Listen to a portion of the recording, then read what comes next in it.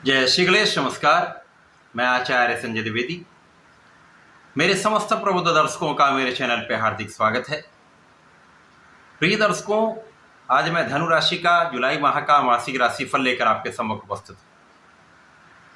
जुलाई माह में धनु राशि के लिए किस प्रकार की स्थितियां बन रही हैं, कितने लाभ मिलेंगे, स्वास्थ्य, ज्ञान का भाव, आपके भाग्य का साथ, आपके कर्म क्षेत्र में कितना प्रभाव प्राप्त होने वाला है, धन का कितना लाभ मिलेगा, इस माह में कितनी उन्नति आप कर सकते हैं, सुख संपदा का कितना अर्जन कर सकते हैं, अथवा कहीं पर कोई समस्या या अवरोध है तो उसका क्या निराकरण है, संपूर्ण विश्लेषण मैं पूर्ण तर्क के साथ करने जा रहा हूं। प्रिय दर्शकों, इस राशिफल को आप अपने लग्न तथा राशि दोनों के अनुसार देख सकते हैं। धनु राशि के लिए तृतीय भाव में राहु होंगे, चतुर्थ में शनिदेव का गोचर चल रहा होगा, षष्ठम भाव में शुक्राचार्य होंगे, सप्तम भाव में सूर्य और गुरु का महायोग बना हुआ होगा, अष्टम भाव में बुध का गोचर होगा तथा आपके नवम भाव में मंगल के साथ केतु का युति प्रभाव चल रहा होगा। इस माह में 13 जुलाई को शनिदेव वक्री हो जाएंगे, 18 जुलाई को बुध भी वक्री हो जाएंगे, 16 जुलाई को सूर्य राशि परिवर्तन करके अष्टम भाव में जाएंगे जहां पर बुध के साथ इनका योग बनेगा। 26 जुलाई को शुक्राचार्य षष्ठम भाव से सप्तम भाव में जाएंगे जहां पर दो गुरुओं का महासंयोजन बनेगा। 28 जुलाई को मंगल राहु के प्रभाव से मुक्त होकर दसम भाव में प्रवेश कर जाएंगे जहां पर ये अत्यंत विशेष योग बनाने वाले हैं। प्रिय दर्शकों, धनु राशि के लिए राहु का जो स्थान है वो अत्यंत विशेष है क्योंकि तृतीय भाव में राहु एक अच्छा फल देते हैं। इसी प्रकार से शनिदेव का चतुर्थ भाव में होना, यद्यपि यहाँ पर ढैया का प्रभाव है परंतु ये अत्यंत विशेष है। केंद्र के भाव में शनिदेव का गुरु की राशि में होना अत्यंत विशेष योग बनाने वाला तथा गुरु के साथ यहाँ पर चतुर्दशम का संबंध शनि का है जो विशेष रूप से आपके लिए अत्यंत महत्वपूर्ण है। प्रारंभ से ही आपके लग्न पर गुरु और सूर्य का प्रभाव है जिसके कारण स्वास्थ्य समस्याएं ना के बराबर होंगी। आपकी मन स्थिति बहुत अच्छी रहने वाली है, आप बहुत सकारात्मक रहने वाले हैं, आपका आत्मबल बहुत अच्छा रहने वाला है, आपके ज्ञान में वृद्धि होनी है तथा आपके धैर्य तथा प्रभाव में कई गुना वृद्धि होने वाली है। जब आप धैर्यवान होते हैं, ज्ञानवान होते हैं तथा आपके अंदर सूर्य का बल होता है, नेतृत्व की क्षमता होती है तो आप किसी भी क्षेत्र में हो वहां आपको सफलता अवश्य प्राप्त होती है। यहाँ पर आपका भाग्य भी साथ दे रहा है, यहाँ पर आपके छोटे भाई का संपूर्ण सहयोग आपको प्राप्त होगा, अच्छे मित्रों का साथ मिलेगा। तो ये अत्यंत विशेष समय आपके लिए है। जुलाई माह आपके लिए अत्यंत विशेष है। इस माह में लोगों का संपूर्ण सहयोग आपको प्राप्त होता रहेगा, उच्चाधिकारियों का साथ मिलेगा, शासन प्रशासन का सहयोग मिलता है तथा नौकरी के क्षेत्र में विशेष रूप से आप बहुत उन्नति करते हैं। यद्यपि यहाँ पर कुछ कार्य की अधिकता हो सकती है, इस समय में आपका कार्यभार बढ़ सकता है, पदभार बढ़ सकता है, परंतु ये आपको अत्यंत विशेष बनाने वाला समय होगा जब आप इन समस्त परिस्थितियों में विजयी होकर आगे बढ़ेंगे। इसके साथ ही साथ यहाँ पर शत्रुओं का संहार होगा, शत्रुओं का विनाश निश्चित है। रोग से भी आप मुक्त रहेंगे, ऋण से भी आप मुक्त होंगे तथा यहाँ पर पूर्ण रूप से आप बलवान स्थिति में हैं। यहाँ पर शनिदेव का पूरा प्रभाव 2.5 वर्ष के लिए आपकी लग्न पर है। यदि इस समय में आप पूर्ण निष्ठावान रहते हैं, न्यायोचित रहते हैं तो अपना काम सही समय पर पूर्ण करते रहते हैं तो कोई शक्ति नहीं जो आपको आगे बढ़ने से रोक सके, कोई शक्ति नहीं जो आपको आपके रास्ते में कोई अवरोध डाल सके। और यहाँ पर 1 वर्ष के लिए गुरुदेव भी आपके लग्न को देख रहे हैं तो निश्चित रूप से ये बहुत ही विशेष समय है, बहुत उन्नति का योग बन रहा है। ज्ञान के भाव में विशिष्टता आएगी,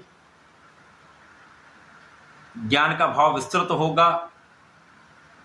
यदि आप ज्ञान में वृद्धि करना चाह रहे हैं तो एक अच्छा योग है। संतान सुख भी यहाँ पर प्राप्त होने वाला है, यहाँ पर किसी प्रकार का कोई दुर्योग नहीं। प्रारंभिक समय में शुक्राचार्य आपके षष्ठम भाव में है तो यहाँ पर यदि किसी प्रकार के आप एडिक्शन में हैं, किसी प्रकार के व्यसन में हैं तो उसका त्याग कर दीजिए। भोग विलास से जितना दूर रहेंगे, रोगों से भी उतना दूर रहेंगे, समस्याओं से भी दूर रहेंगे, विवादों से भी दूर रहेंगे। तथा इस समय में आप ऐश्वर्य वैभव की वृद्धि कर पाएंगे। विदेश से एक अच्छा लाभ आप ले पाएंगे। विदेश यात्राओं से बड़ा लाभ आपको प्राप्त हो सकता है। जो जातक विदेश में रहकर कार्य कर रहे हैं, व्यापार कर रहे हैं अथवा उनसे संबंधित हैं, तो विशेष रूप से समय में उन्नति का योग बन रहा है। जीवन साथी के साथ सामंजस्य अच्छा रहने वाला है। आपसी मतभेद दूर रहेंगे। यहाँ पर सामंजस्य बहुत अच्छा हो जाएगा। साझेदारी में यदि आप कुछ कार्य करते हैं, व्यापार करते हैं, तो एक अच्छा लाभ आपके यहाँ पर निश्चित है। इसी प्रकार से जो जातक इस समय में नौकरी के लिए प्रयत्न कर रहे हैं या नौकरी कर रहे हैं, वहां पर नए अवसर चाह रहे हैं, तो ऐसा योग है जब आपको अच्छे अवसर की प्राप्ति हो सकती है। इस पूरे समय में जो कहीं कुछ कमी है वो आपके अष्टम भाव में बुध का होना है। एक तो ये चंद्रमा की राशि में है, ऊपर से ये आपका अष्टम भाव है जो डिप्रिशिएट करता है, तो बुध के कार्यकत्व में निर्बलता अवश्य आएगी। ये समय ऐसा है जब आपके सुख सुविधाएं होंगी, सुख सुविधाओं का आप अर्जन करेंगे, लाभ लेंगे, परंतु सुख सुविधाओं के होते हुए उनका संपूर्ण रूप से उपभोग नहीं कर पाते, अथवा परिवार से कुछ समय के लिए दूरी होती है, काम के क्षेत्र के लिए कुछ दूरी हो सकती है, जिसके कारण भी आप उन सुखों का उपभोग नहीं कर पाते। इसी प्रकार से इस समय कुछ एलर्जी की समस्या होती है अथवा कुछ मौसम के रोग हो सकते हैं, जिसके कारण आप सुखों का संपूर्ण उपभोग नहीं कर पाते। माता पिता से कुछ समय के लिए दूरी हो सकती है। इसी प्रकार से माता के स्वास्थ्य में कुछ समस्याएं हो सकती हैं। यहां आपको ध्यान रखने की आवश्यकता है। जब यहां पर शनिदेव आपके चतुर्थ भाव में वक्री हो जाएंगे, तो निश्चित रूप से आपका परिश्रम अत्यंत श्रेष्ठ हो जाएगा। भाग्य का साथ आपको प्राप्त हो रहा है। यहाँ पर परिश्रम भी आपका बहुत अच्छा हो गया, तो यहाँ आपके कार्य क्षेत्र में विशेष रूप से सफलता के योग बन जाते हैं। यदि कहीं पर कोई अवरोध चल रहा तो वो भी दूर होता है, अथवा किसी काम में कोई विलंब हो रहा तो वो भी समस्याएं दूर हो जाती। इसी प्रकार से इस समय में लाभ की गति बढ़ जाती है, इंक्रीमेंट अच्छा हो जाता है, अथवा किसी प्रकार से लाभ के मार्ग बन जाते हैं। सूर्यदेव जब आपके अष्टम भाव में जाएंगे तो बुध की जो निर्बलता है उसको कम करेंगे, तो स्वास्थ्य समस्याओं में जो कष्ट हो रहा था वो दूर होगा। इसी प्रकार से यहाँ पर धन के निरंतरता में वृद्धि हो जाएगी, परिवार का संपूर्ण सहयोग मिलेगा, परंतु यहाँ पर आंखों से संबंधित कुछ समस्याएं, एलर्जी की समस्या हो सकती है। सूर्यदेव का प्रभाव यहाँ पर भाग्य के स्वामी होकर अष्टम भाव में होगा, परंतु सूर्य को कोई त्रिदोष नहीं लगता। इस प्रकार से कोई बड़ी समस्या यहाँ पर नहीं होने। जब बुध यहाँ पर वक्री होकर पूरा माह रहने वाले हैं, तो आपको ध्यान रखना है, किसी प्रकार के बाहरी खाने पीने से बचाव करना है। मौसम के रोग हो सकते हैं, अतः यहाँ पर सावधान रहें, अपने फिटनेस पर ध्यान दें, खाने पीने का ध्यान रखेंगे तथा अपनी एक्टिविटीज को बढ़ा लीजिए, समस्याएं कम हो जाए। जब शुक्राचार्य आपके सप्तम भाव में जाएंगे तो दो महागुरुओं का संबंध बनेगा। अब एक ऐश्वर्य वैभव सुख संपदा देने वाले शुक्राचार्य हैं, दूसरे ज्ञान धैर्य विवेक देने वाले गुरुदेव बृहस्पति हैं। समस्त मांगलिक कार्यों के कारक गुरुदेव बृहस्पति हैं। तो इस समय में जिन जातकों का विवाह अभी तक नहीं हो पाया है, उनके विवाह का योग बन जाएगा, तथा यदि यहाँ पर प्रयत्न किया जाए तो अतिशीघ्र विवाह संपन्न भी हो सकता है। इसी प्रकार से इस समय में आपके धन संपदा में वृद्धि का संपूर्ण योग बने, आपके लाभ की मात्रा पहले से कई गुना बढ़ जाए।